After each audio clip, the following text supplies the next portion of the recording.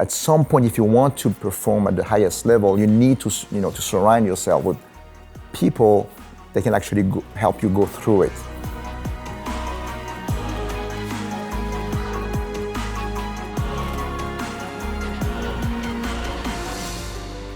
I understand what it takes to be an Olympic athlete. That was like 15 years of my life of living that with people, and I understand what it takes to be a founder, and I think it's very similar in terms of commitment, discipline, sacrifice, all of those things. We went through this near-death experience, and the company almost fell apart in a matter of moments, minutes. My production center burned down, and it was in the middle of a fundraising. So everything was at stake at that point. The benefit of a really effective support system is it allows people to realize their potential.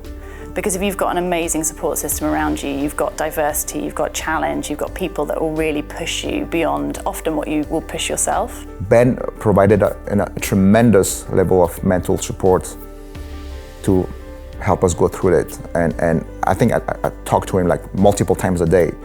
Just having as a, I knew that I could count on him, on the company, on Briga to help me go through this. There was no judgment, it was just, pure, human connection. That's it. I mean, money wasn't even a thing, Coachability is really important in any of whether you're an athlete or an entrepreneur. And it was certainly when we screened for talent, and it's called Talent ID in sport. And one of the aspects we'd look for is how coachable do we think somebody is? And that really is like, how willing to learn are they? Do they think they have all the answers? Do they have a growth mindset or a fixed mindset? Because certainly from my experience, unless you have that real desire to learn and get better, you cap yourself out. Yeah, a real athlete is conscious about his weaknesses and areas of improvement. And I don't think he's gonna hide them. On the contrary, he's gonna work on them. So he's gonna expose them and work on them. I think anyone in business needs to be more deliberate about it. I think it's baked into sport. So actually, as an athlete, you're really lucky. You kind of turn up in an Olympic environment, and it's almost knowing what you don't need. It can be really helpful because there's so many people there offering to help.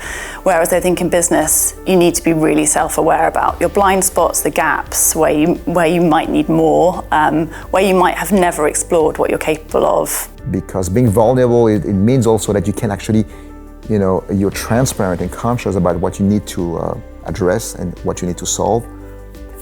And I would say that this is something that entrepreneurs should do.